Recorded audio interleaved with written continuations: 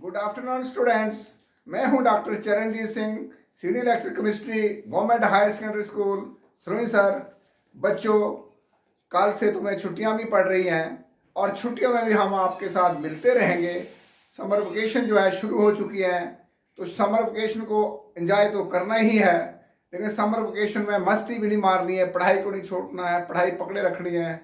आपने बड़ा फेमस शेर सुना होगा, मुसाफिर शब से उठते हैं जब मंजिल दूर जाना हो। शब मने होती है रात, अर्ली इन द मॉर्निंग जागते हैं। यानी कि अगर कुछ करना है, जे मेंस नीट को क्वालिफाई करना है, तो आपको छुट्टियों में भी अपना ट्रैक रिकॉर्ड छोड़ना नहीं है पढ़ने का। जैसे हम पढ़ते हैं, मैं डेली ऑनलाइन आया करूँगा, आप पढ़ने के लिए मेरे साथ बराबर चलते रहिएगा। मैं आपको अच्छे तरीके से पढ़ाने की कोशिश करूँगा ताकि हम पूरा भरपूर मज़ा लें पढ़ाई का, भरपूर छुट्टियों में पढ़ाई का मज़ा लिया जाए और बिंदास होकर पढ़ना है, मज़ा एंजॉय करना है पढ़ाई को, ना कि कोई मुसीबत। जब स्कूल में आए तो आपको पता चले कि हमने क्या क्या पढ़ा छुट्टियों में, क्योंकि जो पढ़ता है तो उसी को ही आगे कॉन्फिडेंस भी उसका बढ़ता है।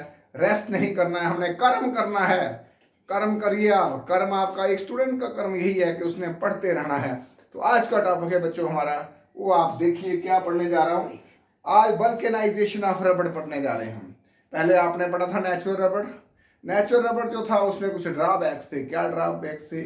वो उसकी ऑक्सीडेशन हो जाती थी, वो रेजिस्टेंस नहीं थी उसके अंदर, केमिकल रेजिस्टेंस नहीं था, वाटर एब्जॉर्ब करता था, और साथ साथ में इतना ही नहीं, उसकी टेंसाइल स्ट्रेंथ जो थी वो 200 किलोग्राम पर सेंटीमीटर स्क्वायर थी, जबकि ये बहुत ही कम होती है और खींचने पर ये टूट जाता था। इसलिए इसको कोई किसी भी काम के लिए हम नहीं ला सकते। और हमने वहाँ बोला था कि जैसे प्योर सोना जो होता है वो यूजलेस होता है जब तक उसमें कॉपर नहीं मिलाया जाए, ऐसे ही प्योर रबड़ भी यूजलेस होता है जब तक कि उसमें सल्फर ना मिलाया जाए। आज हम इसके अंदर जो रबड़ वही होगा नेचुरल रबड़, हम उसमें सल्फर डालेंगे और साथ में एक्सलरेटर होता है, एक कंपाउंड होता है सल्फीन अमाइड, SULPHENE, सल्फीन AMIDE, सल्फीन अमाइड डालना है। सल्फर जो है, सल्फर का फार्मूला होता है, इसकी ऑक्टागोन रिंग होती है, हर कोने पे एक S होता है और जिसको हम S8 भी बोलते हैं। सल्फर हमने सिंगल एटम नहीं मिलेगा, जब भी मिलेगा S8 की शक्ल में मिलेगा। और वही मैंने यहाँ S8 लिखी रिंग बनाई हुई है, इसको S8 लिखा हुआ है। और साथ में ये सिस पॉलीआइसोप्रीन नेचुरल रबड़। बच्चों, नेचुरल रबड़ जो है, सिस पॉलीआइसोप्रीन जो है वो हमने लेना है। नेचुरल रबड़ जब बनता है वो सिस पॉलीआइसोप्रीन की शक्ल में होता है। तो वो कहाँ से बनाया गया था वो पता था आपको, बीटा 1,3,2 मिथाइल बीटा 1,3 डाई इन जो था नेचुरल रबड़ का मोनोमर था, वो मिलकर बने थे सिस पॉलीआइसोप्रीन, जिसको हमने नेचुरल रबड़ कहा। और उसके 2 और 3 नंबर पर डबल बॉन्ड है और एक शीट बनी, फिर दूसरी शीट बनी, तीसरी शीट बनी, एक लेयर के ऊपर लेयर शीट्स बनती गई, मगर इसमें किसी भी किस्म की नेचुरल रबड़ में कोई बॉन्ड नहीं थी। बच्चों, जब बॉन्ड नहीं थी, आप सोचोगे सर दो लेयरें कैसे स्टैक कर गई अपने एक के ऊपर एक? तो बच्चों, वहाँ वीक वैन डर वाल फोर्सेस होती हैं, जिसको वीक वैन डर वाल फोर्सेस के कारण ये ना ज़्यादा खिंचता है ना अपनी जगह पर रिटेन होता है। इसलिए इस रबड़ की क्वालिटी को बढ़ाने के लिए, ताकि इसका कुछ वाइड यूज़ हो सके, तो गुडईयर, एक साइंटिस्ट थे गुडईयर, GOOD, गुड YER, जिसने इस रबड़ को इन्वेंट किया, उसका नाम था गुडईयर। आपने देखा होगा। और ये कब किया गया? 1839 में। गुडईयर ने 1839 में टायर डिस्कवर किया। उसने, गुडईयर ने ही ये वल्कनाइज रबड़ बनाया, फिर इसके बाद में टायर बनाए गए। तो गुडईयर USA के थे, इन्होंने इसको पेटेंट भी करा इसको। तो he was the inventor of the so called vulcanized rubber, which has wide use of applications in the industries, automobiles, जो हम आपको बताते हैं यहाँ पर।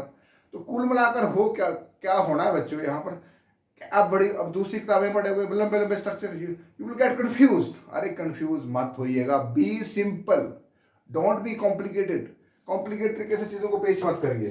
देखो, ये तो आपने पढ़ा था 1 2 3 4, 4 सी ले लीजिए लाइन में, और C 2 और 3 के बीच में डबल बॉन्ड रखिए, और 2 नंबर पर मिथाइल है। हो गया ये।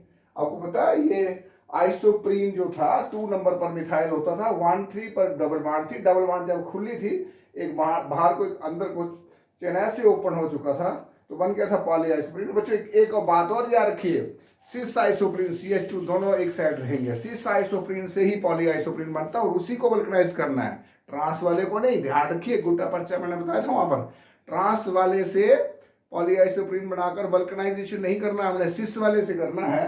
तो ये सिस वाला मैंने दिखा, सिस पॉली आइसोप्रीन, ये नेचुरल रबड़ है, ये एक लेयर है, ये दूसरी लेयर, इसे तीसरी, इस तरह आप कितनी लेयर ले सकते हैं। अब देखिए इसके बीच में कोई केमिकल बॉन्ड नहीं है। इसमें मैंने सल्फर के S8 डाला, सल्फर हमें सिंगल आइटम मिलेगा ही। अब बोले बाकी कहाँ जाएंगे, ये तो मैंने एक ब्रिज दिखाया हुआ है, ये सल्फर का ब्रिज, यहाँ देखिए ये सल्फर का ब्रिज।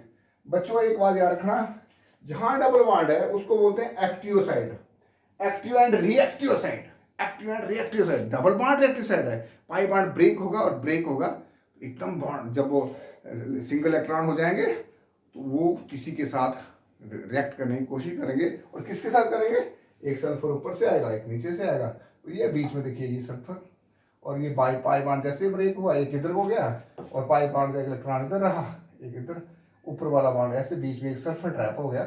ये sulphur linkage, this is called linkage, sulphur linkage. तो बच्चों ये सल्फर लिंकेज है, SULPHUR, sulphur linkage, LINKAGE, sulphur. और कहाँ हुआ सल्फर लिंकेज, सल्फर का लिंकेज जो हुआ है वो हुआ है रिएक्टिव साइड पर। रिएक्टिव साइड बोलिए, एक्टिव साइड बोलिए, that is double bond is active side, reactive side is double bond. इसमें ये खास बात ये सिस पॉली आइसोप्रीन है जिसको हम नेचुरल रबड़ बोलते हैं। इसको मैंने दो ये लिए क्या बोलते हैं इसको, रिपीटिंग यूनिट्स लिए हुए। इसमें मैंने डाला हुआ है सल्फर S8 और सल्फर में से यहाँ देखिए कुछ नहीं हुआ, जैसे वो था वैसे ही रहा। ऊपर CH3, यहाँ CH3, CSC, ये आमने सामने। तो ये क्रॉस सल्फर का क्रॉस लिंक बन गया, ये सल्फर लिंकेज क्रॉस लिंक बन गया। अब इसकी क्वालिटी ही बढ़ गई बच्चों रबड़ की। अब सल्फर पे 5% डालेंगे तो 5% से टायर बनेगा, 3% टायर बनेंगे तो हेयर बैंड्स, फ्रेंडशिप बैंड बच्चे लगाते हैं हाथों में, वो बनेंगे। और 30% डालेंगे, 20 to 30% डालेंगे तो बड़ा हार्ड रबड़ बनेगा। और बच्चों इसका यूज क्या है, रबड़, वल्कनाइज रबड़ के वाइड यूज है, जैसे manufacture rubber bands, gloves, tubing, conveyor belts, automobiles के टायर्स जो ये इससे बनते हैं। अब आप बोलोगे सर वो आपने कहा सल्फीन अमाइड जो एक्सीलेटर है इसका क्या नाम है, ये सल्फीन अमाइड, ये इसका फार्मूला, ये 3 अल्काइल ग्रुप लगे हुए, S और N की बॉन्ड है बीच में। ये बीच में क्या करता है कि ये सल्फर ब्रिजिंग की हेल्प करता है। ये डबल बॉन्ड को तोड़कर सल्फर के बीच में जो ब्रिज बनते हैं इसको अटैच करने में मदद करता है। ये जो मैंने आपको पूरा इसकी कमेंट्री सुना दी, अब लिखना कैसे, how to represent in exam. तो सबसे पहले आपने तो ये चीज़ ध्यान रखनी है, ये सिस पॉली आइसोप्रीन नेचुरल रबड़ जो है इसके 2 बना दीजिए स्ट्रक्चर्स। इसमें ये डालिए S8 सल्फर, हीट करिए, हीट भी करना, वल्कनाइजेशन करनी है। और हीट कितने पर करना, 140 से लेकर अप्रॉक्सीमेटली 200 डिग्री सेंटीग्रेड पर इसको हीट करना है। तो ये आगे ये बन जाएगा, सिर्फ ब्रिजिंग हुई है, डबल बॉन्ड ब्रेक हुआ और कुछ भी नहीं। आप बोलो सर ये 1 यूनिट है, ऐसे आप 5000 तक बनाइए, एक सेट, फिर ऐसे दूसरा सेट, तीसरा सेट, आगे पीछे आगे जोड़ते जाइए। अरे रबड़ जितना मर्जी आपको डिमांड है उतना बना सकते हो, सिर्फ आप रहा मटेरियल स्टडी वहां से डालते जाइए। अब जो पेपर में कैसे लिखना है, vulcanization of rubber, natural rubber is soft and sticky. क्या जरूरत पड़ी वल्कनाइजेशन की, नेचुरल रबर सॉफ्ट होता है, स्टिकी होता है, and therefore is in order to give strength and elasticity, उसमें कोई ताकत नहीं होती है। इलास्टिसिटी, इलास्टिक का मतलब समझाते हैं, इलास्टिसिटी हो। Natural rubber is vulcanised, natural rubber में वल्कनाइज का मतलब सल्फर का ऐड करना, सल्फर का ऐड करना, याद रखिए in presence of accelerator, accelerator means sulphenamide डालना है उसमें। अब इसकी डेफिनेशन को पेपर में आएगा, what is right definition of vulcanization. तो आपने कहा it is process of modifying, rubber को मॉडिफाई करना है, modifying rubber by natural rubber by adding sulphur, modifying natural rubber लिखे तो ज्यादा अच्छा रहेगा, NATURL, natural rubber by adding sulphur bridges, ये आगे सल्फर ब्रिजेस ऐड हो रहे around double bond to increase the strength of rubber, किस लिए, ताकि रबर की स्ट्रेंथ हो अलोंग एक्सीलेटर। इसमें एक्सीलेटर भी साथ में डालना सल्फीनामाइड, एक्सीलेटर का नाम है सल्फीनामाइड, याद रखिए नाम, RSN ये 3 अल्काइल ग्रुप लगे एस और एन के बीच में। In vulcanization of rubber sulphur जो है gets introduce towards the reactive sides. मैंने पहले कहा रिएक्टिव साइड्स क्या होती है, ये है double bond, these are called reactive sides. एक ये रिएक्टिव साइड, ये रिएक्टिव साइड्स है, ये रिएक्टिव साइड है। Sulphur get introduce at the reactive sides and sulphur form cross links, linked structure, ये क्रॉस लिंक स्ट्रक्चर बनेंगे। During the manufacture of tyres, tyre जब बनाते हैं हम 5% of sulphur is introduce. Total जितना है उसमें 5% सल्फर है, उसमें डालते हैं। During the 5% sulphur introduce in natural rubber में 5%। The textile strength of vulcanised rubber is 2022 kilogram पर सेंटीमीटर स्क्वायर, जबकि नेचुरल रबर की कितनी है, नेचुरल रबर की होती है 200। कहाँ 200 और कहाँ 2022। When 1 to 3% of sulfur is added to natural rubber, rubber bands are formed. अगर रबर बैंड बनाने तो 1 to 3% of sulfur ऐड करिए इसमें नेचुरल रबर में। By adding 20 to 30% of sulfur, hard rubber is formed. और बड़ा हार्ड चाहिए 20 to 30%।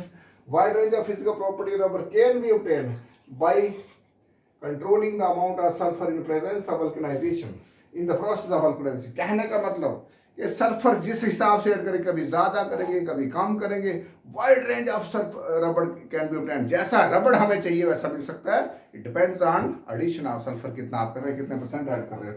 मतलब अगर एक 100 किलो, 100 किलो में 5 किलो, 3 किलो, 20 किलो, ये है परसेंटेज का, ये मतलब है यहाँ पर।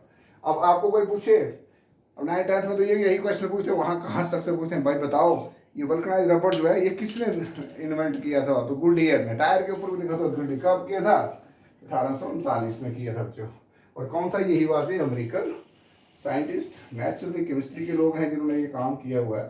उसके बाद ये रिएक्शन मैंने बताई हुई है, सिस पॉली। और एक चीज़ और याद रखनी है कि ट्रांस वाला नहीं, सिस पॉली आइसोप्रीन, ये नेचुरल रबर होता है। 2-मिथाइल बीटा 1,3 डाई, बीटा 2-मिथाइल बीटा 1,3 डाईन होता, उसको आइसोप्रीन बोलते हैं। आइसोप्रीन से होता है पॉली आइसोप्रीन। पॉली आइसोप्रीन के 2 यूनिट या 3-4 ऐसे लीजिए और उसमें सल्फर डालिए, वल्कनाइजेशन करिए, हीट करिए, तो ये क्रॉस लिंकिंग बनती है। और कहाँ होती है लिंकिंग, वो होती है एक्टिव साइड पर।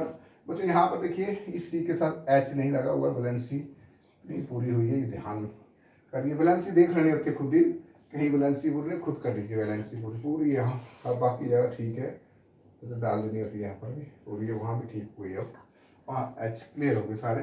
तो दिस इज वल्कनाइजेशन। जब भी पेपर में आता है vulcanization of rubber, CBSE board का पेपर है, जेके बोर्ड का पेपर है, या कहीं भी पेपर है, तो आपने फटाफट ये बनाना पहले है, ये बनाना ऐसे। अगर ये नहीं बनता है, क्या इसमें 8 कोने बनाने हैं, इसमें 8 जगह ऐसे डालना है, या तो एसआरटी लिखिए यहाँ से, या तो सिर्फ सल्फर लिखिए इंग्लिश में तब भी चलेगा।